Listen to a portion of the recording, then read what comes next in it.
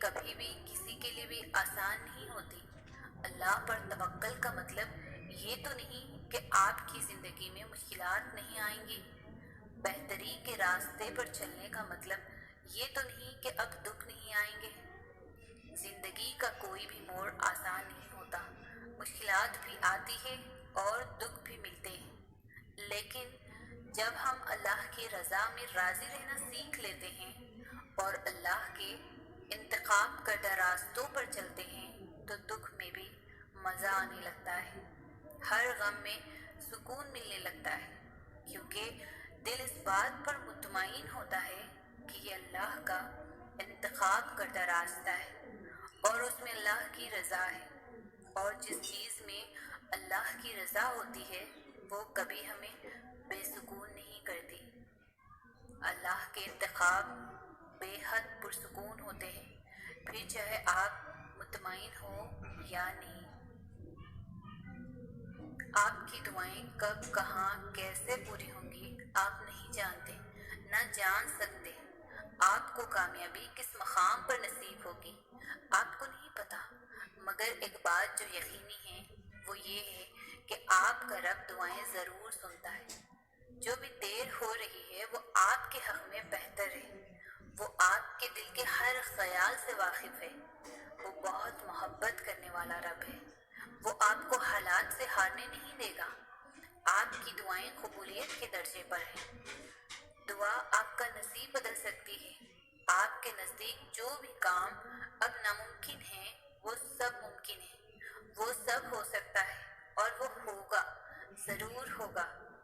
ایک دن اس آسمان پر آپ کی دعاؤں کی قبولیت کا ستارہ چمکے گا، آپ تک آپ کی خواہش پہنچا دی جائے گی، آپ کا دل جو آج خالی ہے وہ بھر دیا جائے گا، آپ کی زندگی کا اندھیرا نور سے دور کر دیا جائے گا۔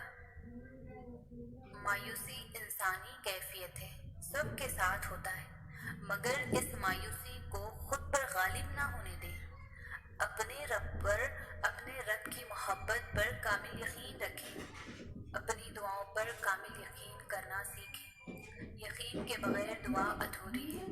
آپ جس رب کی بارگاہ میں اپنی مشکلات کا حل مانگ رہے ہیں وہ اس دنیا کا ہی نہیں پوری کائنات کا مالک ہے، وہ کن اور فیکن کا مالک ہے، اس کے بس میں ہے ہر چیز کو کر دینا، ہر کام کا ایک وقت مقرر ہے۔ یہ دنیا اصول پر چل رہی ہے۔ آپ کی دعا کا جواب نہیں آیا اب تک تو اس کا مطلب یہ نہیں کہ دعا سنی ہی نہیں گئی۔ آپ کے دعا کرنے سے پہلے ہی وہ رب آپ کی دعا سے واقف ہے، بس ابھی جو آپ مانگ رہے ہیں وہ آپ کے لیے فی الحال ٹھیک نہیں ہے، شاید اس سے بہتر آپ کو ملنا ہو۔ وہ آپ کی مدد بھی کرے گا اور خواہشات کو بھی پورا کرے گا، مگر تب جب وہ آپ کے حق میں بہتر ہوگی۔ اس کی عطا پر شک نہ رکھیں ذرا سا بھی، کیونکہ اگر آپ اس کی مدد مانگ رہے ہیں تو یقین کریں اس کی مدد آپ کو ضرور نصیب ہوگی۔ صبر کر کے دیکھو، کیا پتہ اللہ کی بھی وہی رضا ہو جو تمہاری ہے۔ اس کی دیری کو اس کا انکار کیوں سمجھ رہے ہو؟ کیا پتہ اسی میں تمہاری خیر ہو۔ تمہاری دعا ضائع نہیں ہو رہی، بس کچھ وقت قبولیت میں بہت وقت لگا دیتی ہے۔ اور پتہ ہے کون سی دعائیں قبولیت میں وقت لگاتی ہیں؟ جن کے لیے تمہارا مانگنا اس کو پسند آ جاتا ہے، جن پر وہ خود کا سوچ چکا ہوتا ہے۔ تو پھر کیوں پریشان ہوتے ہو؟ یہ سوچ سوچ کر کے اللہ کے قبولیت کے دروازے تمہارے لیے اب تک بند ہیں۔ اگر اللہ نے تمہارے لیے کوئی وسیلہ نہ بنانا ہوتا تو وہ تمہیں اپنے در کا پتہ بھی نہ دیتا۔ اس کی رحمت کو یہ گوارا ہی نہیں کہ کوئی اس کے در پر آئے اور خالی ہاتھ چلا جائے۔